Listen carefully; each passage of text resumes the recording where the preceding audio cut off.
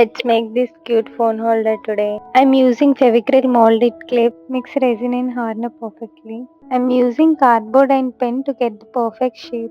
After letting it dry for some time, I'm applying gesso. After applying gesso, we have to let it dry for some time. Then add second coat of gesso. We have to make sure gesso is fully dried before applying any paints on it.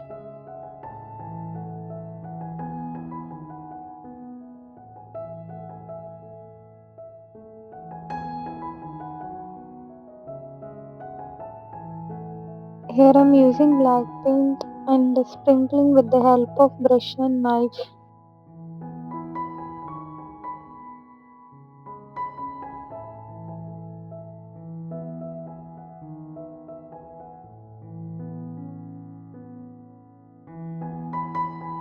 Here is the final step. I'm adding varnish to the phone holder.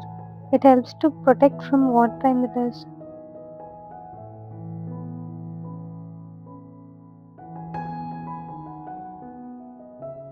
Ta-da! It's ready.